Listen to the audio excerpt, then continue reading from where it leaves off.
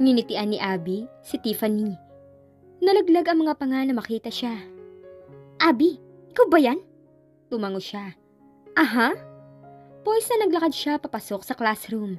Nagsipula ng mga kaklase niyang lalaki. Pati ang mga kaklase niyang babae ay nagulat din sa itsura niya ng araw na yun. She was wearing a short blue strapless dress with a pair of 3 inches heels. Bahagya niyang kinulot ang dulo ng kanyang mahabang buhok para magmukha siyang seductive. Naglagay rin siya ng konting make-up. Marunong siyang mag-ayos at magdamit na parang isang dalaga. Hindi lang niya madalas na ginagawa yon dahil hindi siya komportable na nagsusuot ng maikling damit at may kolorete pa sa mukha. Lalo pa at madalas na nasa eskwela lang siya. Kapag umaattend lang ng social gathering siya nag-ayos ng ganun, mas komportable siya sa nakasanayan niyang get-up. Cute and trendy. Now, she had to look sophisticated. Hindi na siya maaaring mag-double ponytail o mag-headband. Kailangang nakafix na parati ang buhok niya. Tulad ng kung paano inaayos ni Pearl ang buhok nito. Gusto niyang ipakita kay Grayson na kaya rin niyang maging tulad ni Pearl magayos. Kaya rin niyang matalbogan nito kapag ginusto niya. Anong nangyari sa'yo? Tanong ni Tiffany na tumabi sa kanya sa upuan. I'm changing my look. Officially today. Ganito na magiging ayos ko araw-araw. Why? Tila naguguluhang tanong nito. Wala lang. Naiirita na kasi ako sa mga nagsasabi na mukha akong nene. Kaya nagiba na ako ng look para naman hindi na ako mukhang bata. Pagkakaila niya. Pero dapat bang ganyan ka show off? This is how campus babes dress up. Bagay naman sa akin, di ba? Yes, Abby. Bagay na bagay sa'yo. Sabad ng isa nilang kaklaseng lalaki. Thanks. Nakangiting sabi niya. May sasabihin pa sana si Tiffany, ngunit naudlot yon dahil dumating na ang kanilang professor. Later that day, nakasalubong niya sina Craig, Lito, at pati na rin si Grayson sa corridor. Napansin niyang nakatingin ng tatlo sa kanya. Si Craig ay nakatingin sa kanyang legs. Si Lito ay nakatingin sa bandang dibdib niya. Si Grayson naman ay sa mukha niya nakatingin. For a moment, he looked as if he was mesmerized. Ngunit habang lumiliit ang distansya sa pagitan nila, kumukunot ang noo nito. Ngumiti siya sa mga ito nang malapit na ang mga ito sa kanya. Huminto ang mga to. Lito and Craig were both smiling. Mukhang hindi siya na-recognize sa mga ito. Si Grayson lang ang nagpakita ng recognition. Hi guys! Bati niya. Hi! Halos sabay na gantimbati ni Lito at Craig. So guys, how do you find my look? You look hot. Si Craig ang sumagot. Gusto niyang hambalusin ito sa lantarang pagtitig nito sa bandang dibdib niya. Teka, parang pamilyar ka. May we know your name?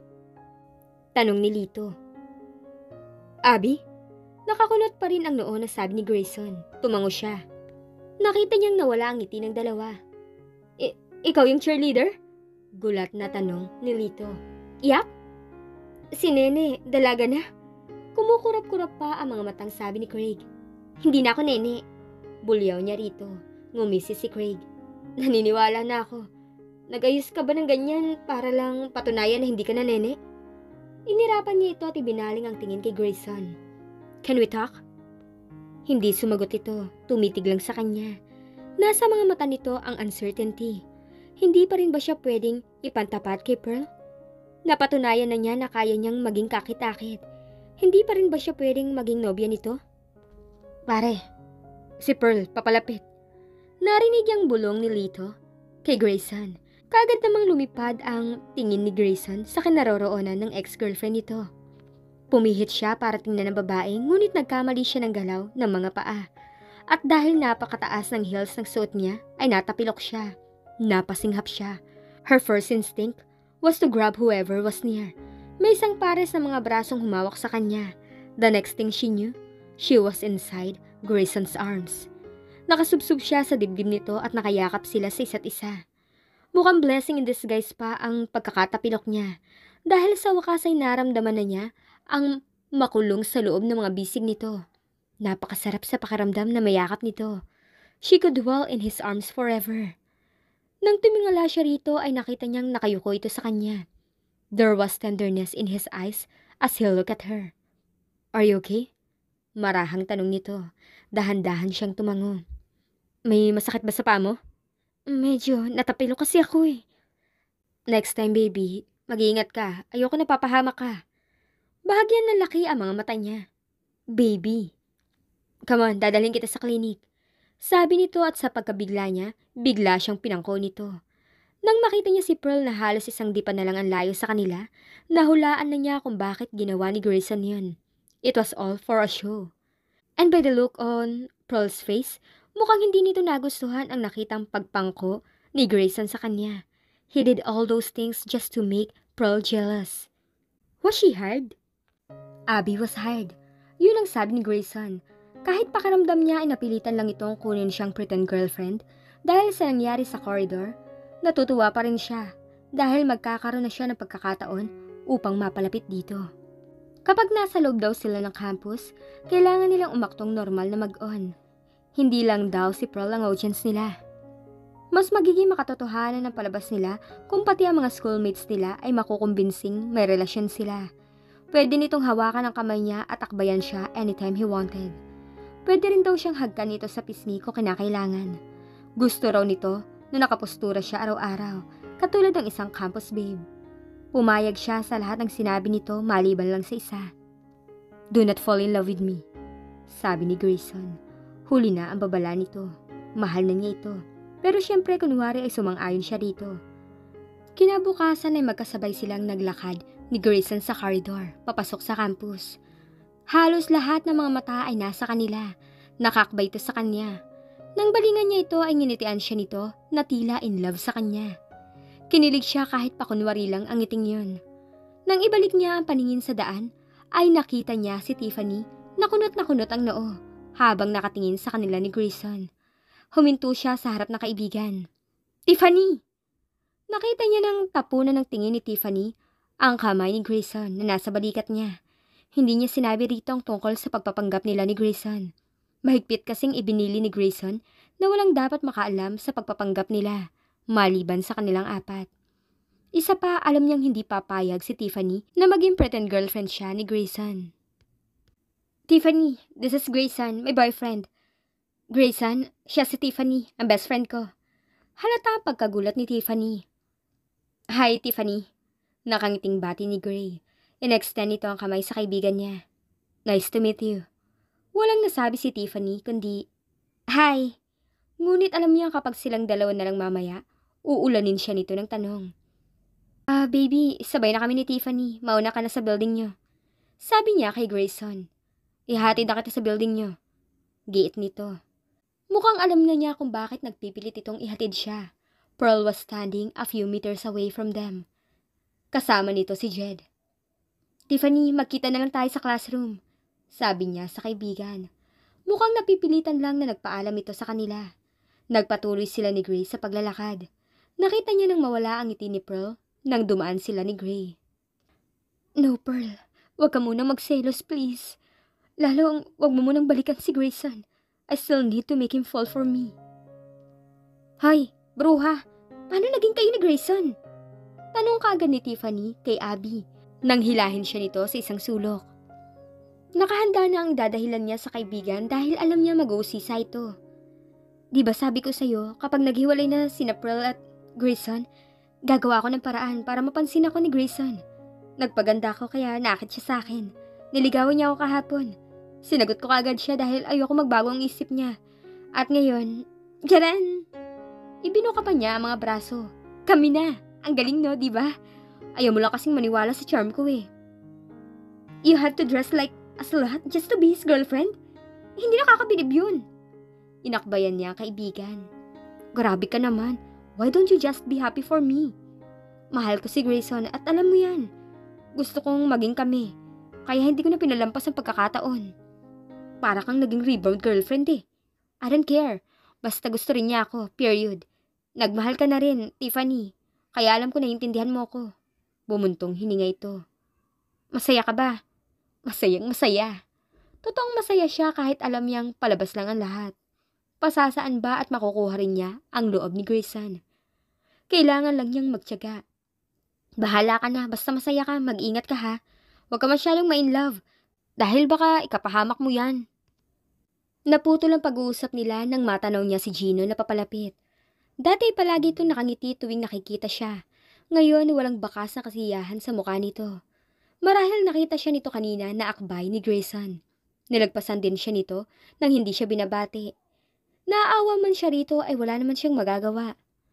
Kumalat na nga sa buong campus ang balitang may bagong nobya na ang captain ng basketball varsity team. Dahil isa sa mga campus figures ay pinag-usapan ang bagong love life ni Grayson. Sa department lang nila kilala si Abby, pero nang kumalat sa campus ang relasyon nila ni Grayson, sumikat na siya sa buong campus. Energy drink for my baby? Nakangiting sabi niya habang isinasayaw ang bote ng energy drink. Na binili niya para kay Grayson. Ngumiti ito at inihagis ang bola kay Craig. Hinintay siya nitong makalapit dito. Tinanggap nito ang energy drink. Thanks. Tinungga nito yun pagkatapos buksan. Napagod ka ba? Malambing na tanong niya. Hindi naman masyado. You are so. Baka magkasakit ka. Kinuha niya ang towel nito at pinunasan ang pawis nito sa muka. Mukhang nabigla ito sa ginawa niya. Lalo nang tumungo siya sa likuran nito at ipaloob ang towelette sa jersey shirt nito upang punasan ang likod nito. Sa pagkakaalam niya, ganun ang ginagawa ng isang caring girlfriend sa boyfriend nito. Inawat siya ni Grayson. Hey, what are you doing? Taking care of my boyfriend. Why? Hindi ba ito ginagawa dati ni Pearl sa'yo? Hindi. Pero dapat ginagawa niya to sa'yo. This is what a good girlfriend does. Kinuha nito ang towelette sa kanya nang muli siyang magtangkang punasan ang likod nito. Ayaw mo? Nakakahiya na ikaw pa magpupunas ng pawis ko. Ano nakakahiya ron? Girlfriend mo ko. Hindi ka na dapat mahiya sa akin. Kaya akin na at pupunasan kita. Baka magkasakit ka eh. Kinuha niya ang towelette dito at pinunasan niya ang likod nito. Hinayaan na siya nito. May tumikhim. Sabay pa silang tumingin kay Craig na umiiling-iling at pumapalatak. Lumapit ito sa kanila. You two, I need to talk to you in private later. Sabi nito sa tono na animo discipline officer at nahuli silang may ginagawang offense. Tumalikod na ito. Let's evaluate things here. Sabi ni Craig nang nasa hangout na sila ng magkakabarkada. Pagkatapos ng practice sa basketball ay pumunta na sila Grayson kasama si Lito doon. Anong ibig mong sabihin? Tanong ni Grayson. Tungkol sa acting nyo. Baka hindi nyo alam, minomonitor ko kayo. Bawat kilos nyo, bawat facial expression at dialogue, pareho kayong may diferensya. Baka pumalpak ang papapanggap nyo. Baka makahalata si Pearl na hindi kayo totoong mag-on. Gray look amused. So, anong gusto mong sabihin tungkol sa acting namin? Ikaw pare, halatang umaarte ka lang. Man, gandahan mo naman ang acting, yung natural lang. Ina-internalize mo na mahal mo si Abby. Kunwari siya si Pearl. Gusto niyang umingaw sa huling sinabi ni Craig. Alam mong hindi ako drama club actor. Basketball player ako. Pangangatwiran ni Gray. Pero kailangan mo matutunang umarte ng natural. Sige ka. Baka makahalata si Pearl na pinagseselos mo lang. Lalong lalaki ang ulo nun at wala kang mapapala sa palabas na ito. Sabi nito kay Grayson. Saka siya binalingan. At ikaw naman neneng nagdadalaga-dalagahan. Ngumisi ito, pinagtaasan niya ito ng isang kilay. Mukha ka ng dalaga pero masyado ka pa rin pa-cute. Parang puppy love lang ang namamagitan sa inyo ni Gray. Lagyan mo naman ng konting mali siyang pag-arte mo. Anong mali siya? Sabi niya. As in, may passion. Dapat sa age natin, meron na yan. At saka ang kulit mo. Para kang batang masarap paluin sa puwet. Nakikipagtalo ka pa sa boyfriend-boyfriendan mo. Tungkol sa punasan ng pawis na yan. So, ano gusto mong gawin namin? Tanong niya. Nagkakailangan pa kayo. Halatang naasiwa si Gray sa'yo. Ikaw naman, parang ano? Kinakabahan siya. Nahahalata na ba nito ang lihing niyang pagtingin kay Gray? Parang ang OA mo. Kulang na lang magdala ka ng baby powder at pulbuhan ang likod ni Gray. Obviously, hindi kayo nagkakatugma sa acting. Isang kulang sa arte, isa namang overacting. I'm not used to the idea of pretending. Masisisi mo ba ako? Saad ni Gray. Muling pumalatak si Craig. Hinimas-himas pa nito ang baba na tila may iniisip. May kailangan kayong gawin. Huwag mo sabihin gusto mong sumali kami sa isang acting workshop. Sarkastikong sabi ni Grayson. Kailangan nyo lang mag-bonding. Mag-bonding? Lumabas kayo magkasama, mag-date kayo. That way, magiging palagay kayo sa isa't isa. Hindi na kayo magkakailanganan o magkakaasiwaan. Makakakilos kayo ng natural. Pag-usapan nyo na rin ang Maigi kung ano ba ang dapat at hindi niyo dapat iakto habang nagpapanggap kayo. Yun siguro ang pinakamagandang mga salitang lumabas mula sa bibig ni Craig. Magde-date sila ni Grayson. Tumingin sa kanya si Gray. Piping nananalangin siya na sana ay pumayag ito sa suggestion na kaibigan nito. So, saan ka nakatira? Tanong ni Abby kay Gray kahit alam na niya kung saan to nakatira. Marami siyang alam tungkol dito dahil sadyang inalam niya ang mga yon. Ang tungkol na lang sa pamilya nito ang hindi pa niya nalalaman. It was a Sunday morning. Naglalakad-lakad sila sa parke. Doon niya niyaya ito. Feel kasi niyang maglakad-lakad habang nakikipagkwentuhan dito. Umayo nito sa suggestion ni Craig. Niyaya siyang lumabas nito. Sabi pa nito, mabuti nga magkaroon sila ng time na makipagkwentuhan para makilala nila ng mabuti ang isa't isa at masanay sila sa company ng isa't isa para maging effective ang palabas nila. Sa Legrand Village, sagot nito. Sa Legrand? Ang yaman-yaman niyo pala. Puro mga upper class ang nakatira dun na. Ikaw, saan ka nakatira? Sa Dermontville. Napahinto siya. Puro mayayaman din ang mga nakatira doon. Kapag nalaman nitong mayaman din sila, baka magtaka ito kung bakit nangangailangan siya ng pera. Gayong mayaman naman pala sila. Sa Dermont Village? Nakakunot noong paglilinaw nito. Upper class village din yun ah. Mabilis siyang nakaisip ng palusot. Oo, sa ngayon nakikitira ako sa kamag-anak kong mayaman. In fact, ang kotseng dinadrive ko sa pinsan ko yun, spare car. I see. Tumango-tango ito. Ilan kayo magkakapatid? Tanong uli niya rito. 3, I have an older brother who's living in the States right now and a younger sister. Talaga? Kumusta naman ang parents mo? Matagal bago nagsalita ito. Can we not talk about my family? Okay. Sabi na lang niya kahit nagtaka siya. May problema ba ito sa pamilya kaya ayaw nitong pag-usapan yun? Sadya lang ayaw nito ng mga personal na tanong. Diba taga-ibang school ka dati? Bakit ka lumipat sa school namin? Pag-iba nito ng topic. Dahil sa'yo. Well, meron kasing hindi magandang nangyari sa best friend kong si Tiffany sa school na yon. Kaya nag-decide siyang mag-drop out. Sumama ako sa kanya kasi ayoko malayo sa kanya.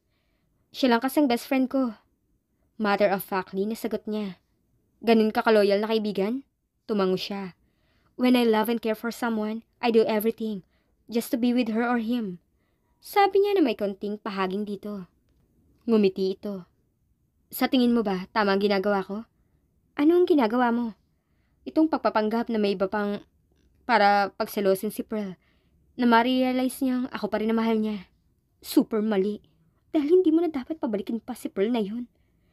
Ngunit kung sasabihin niya yun, baka putulin ka agad nito ang serbisyo niya bilang hired girlfriend nito. Mapuputol na rin ang pagkakataon niyang makasama at mapaibig ito. Sa tingin ko, tama ka naman, gaya nga ng opinion ko. Kapag mahal ko ang isang tao, gagawin ko ang lahat para makasama siya. Katulad ng ginagawa ko ngayon. Tumango-tango ito. Mahal mo pa rin ba talaga si Pearl kahit iniwan ka niya? Nang dahil lang sa hindi naka-attend sa family gathering nila? Tanong niya rito kahit alam niyang masasaktan lang siya sa isasagot nito. Kumunot ang no nito. Paano mo na lamang iniwan niya ako? Dahil hindi ako naka-attend sa family gathering nila. Sina Lito at Craig lang ang pinagsabihan ko noon na. Napipilan siya. Siguradong magagalit at magdududa ito kapag nalaman itong ilang beses na siyang nanubok sa mga ito bago siya nahuli ng mga ito. Kung bakit naman kasi hindi niya maawat ang bibig niya. Narinig ko rin yun nung nag-usap kayo sa likod ng gym at nadulas ako. Nabanggit ko ba yun? Tila napaisip na tanong nito. Huwag ka mag-alala, hindi ko ipagkakalat ang mga narinig ko. Pag-assure niya rito at para na rin madistract ito sa pagre-recall nito. Masyado ka na maraming nalalaman na. Accomplice mo naman ako kaya wala kang dapat ipag-alala. Kunwari ay ziniper niya ang bibig niya. Kahit makuha ko na ang full payment mo sa akin, asahan mong hindi ako magsasalita. Siguraduhin mo lang. May nakita siyang roving ice cream vendor. May tatak ng isang kilalang brand ng ice cream ang cart na dala nito. Ice cream! Gusto mo? Oo naman. Bumili ito ng 2 ice cream cone. Sarap na sarap siya sa pagkain ng ice cream. I love this. Sarap. Para ka talagang bata. Hindi ba nakulitan sa'yo ang mga naging boyfriend mo? Isa lang ang naging boyfriend ko. I even doubt kung dapat bang tawaging official yun. Bata pa kasi ako nun. 15 pa lang ako at 15 din siya. Parang puppy love lang. Ni hindi nga ako nahalikan ng maayos ng lokong yun eh. Tumawa ito. Hindi ka nahalikan ng maayos? Hindi siya marunong humalik. Sabi niya sa pagitan ng pagkain. All he did was to press his lips on mine. And nip a little? She snorted. Halik ba yun? Maybe that's what's right for your age that time. I haven't had my first real kiss. Hindi na kasi ako nagka-boyfriend pagkatapos namin mag-break. Bakit naman? Kasi lahat na naging crush ko, hindi ako gusto. Lahat naman ng nanligaw sa akin, hindi ko rin gusto. Kaya hanggang ngayon, wala pa ako nagiging boyfriend, hindi puppy love. Kaya pala ang sabi ni Craig, walang kamali-mali siya ang pag-arte mo bilang girlfriend. She chuckled. Siguro nga ganun. Ikaw ba, ilan na naging girlfriend mo? 7. Puppy love lang din yun, yung mga nauna. Yung iba, may mali siya na? Tumawa ito. Si Pearl lang ang naging serious girlfriend ko. I see. Kaya pala mahal talaga nito si Pearl. May manliligaw ka ba sa school? Tanong uli nito. Meron. Si Gino, yung lalaki nakasalubong natin kahapon, yung medyo mahaba ang hair. Yung masama ako makatingin sa akin, kaya pala. Ayaw mo ba sa kanya? Okay naman siya, kaya lang ano? Kaya lang ikaw ang gusto ko. Gusto sana niyang iduktong. Pero baka bigla nitong maihulog ang hawak na ice cream kapag isinatinig niyang naisip niya. Basta. Napansin niya ang tulo ng ice cream na nasa itaas ng upper lip nito. Kinuha niya ang panyo mula sa bag at pinunasan yon. Natigilan ito sa ginawa niya. Natigilan din siya nang ma-realize ang ginawa. Oh, I'm so sorry. Ayaw mo nga pala na pinupunasan ka. Nagpa-practice lang naman ako para sa palabas natin. Palusot niya, ngumiti ito. It's okay. Hindi kasi yan ginagawa ni Pearl. Kaya hindi ako nasanay na may nagpupunas sa akin. Hindi ko rin naman yun hinahanap sa kanya. Kasi pakiramdam ko, pang teenager lang ang ganyang gesture. Hindi dapat ginagawa niya yan. That's showing how you care. Hindi lang yung pang teenager. Para yun sa lahat na nagmamahalan, in all age levels. Ang problema kasi ng ibang mag-on, pinapairal nila minsan ang pride nila. Hindi naman kailangan ng pride kapag nagmamahalan ng dalawang tao. May amusement sa mga mata nito nang tingnan siya nito. You haven't had your first real kiss, pero alam mo na ang tungkol sa mga bagay na yan. Siguro in love ka no? Mula sa pagkagat ng apa ay napatingin siya rito. Naramdaman niya na may ice cream siya sa bibig, pero hindi niya pinansin yun. Medyo naalarma kasi siya sa huling sinabi nito. Ha? In love ka, aminin mo na. Panunod yun nito.